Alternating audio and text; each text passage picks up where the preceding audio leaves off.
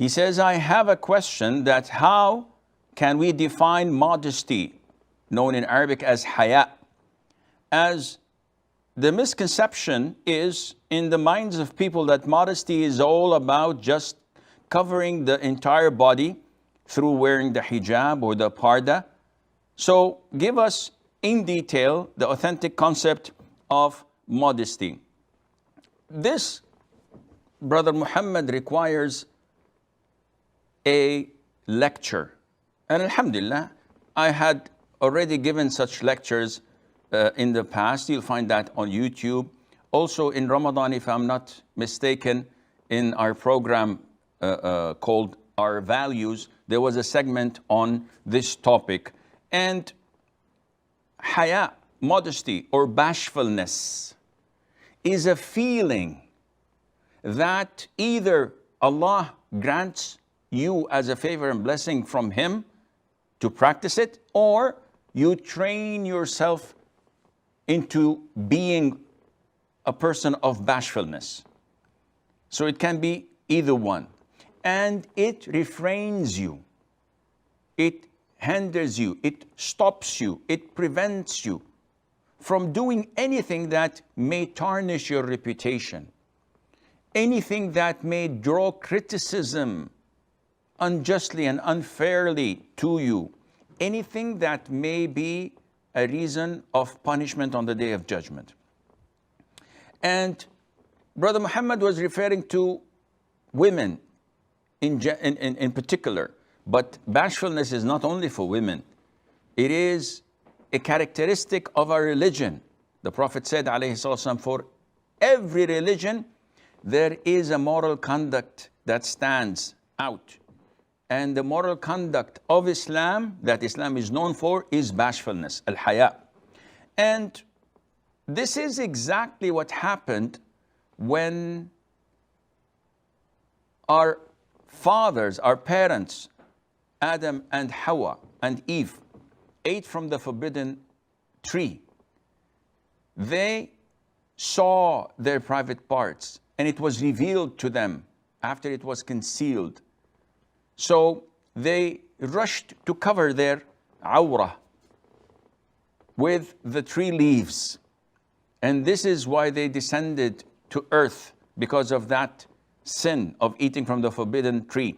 The problem is that if you look at the primitive inhabitants of the jungles and those sophisticated, civilized people living in the capitals of the world, in New York, in London, in Milan, those who walk on the catwalk, as they call it, you'll find that the common denominator between both of these primitives and those sophisticated, civilized people is nudity, is the lack of bashfulness. They don't have any shame.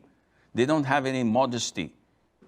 So this is why they fight niqab. They fight hijab. They oppress Muslim women who abide by it. If you strip naked, this is okay. This is beautiful. Everybody enjoys it. But if you were to be modest and bashful, this is totally out of the question. And in Islam, it is not only what you wear that defines you. It is a great part of your identity as a Muslim. But it is also your way of behaving and talking, the way you are present in the community. So a woman wearing niqab, wearing full hijab, but she posts her video clips, Snapchats and pictures of immodest things, even if with her husband. This is contradicting with haya. A woman's identity is in her bashfulness. Islam is the only religion that protects women, that honors their bashfulness and their modesty through various measures that must be followed.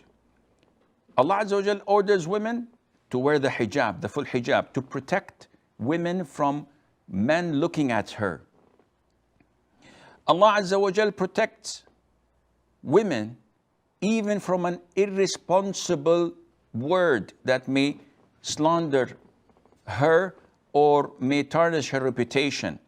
So anyone who says such an irresponsible, slandering word would be flogged by 80 lashes unless he brings 4 male Muslim witnesses to testify that she committed fornication or adultery. Islam protects a Muslim woman and the non-Muslim women as well from even any sort of physical contact. I cannot shake hands with someone who's not lawful for me, though people think that shaking hands is okay. It's a sign of respect, yes, but not with the opposite gender. And this doesn't end. So if you go to London, Europe, shaking hands is common. If you don't, they're insulted. Who cares? If I go to Spain, kissing on the cheek is common. And if I don't, this is insult. What is the limit? Islam puts the limit. Protection of the man and of the woman. Mixing with your cousins, with your non-mahram relatives is prohibited in Islam. To safeguard the women and the men in the community, let alone mixing freely with the opposite gender who are not related to you. A woman is prohibited from leaving the house wearing perfume, and it's a major sin, so that she would not lure and seduce other men when they find her scent. It is even prohibited for a woman to wear an anklet that makes a sound so that when she walks, people or men may listen to that sound and shaitan may throw something in their hearts about this woman, how beautiful she is, how the anklet may look, how her foot is. Shaitan is there. Islam prohibits a woman from softening her voice when speaking to the opposite gender.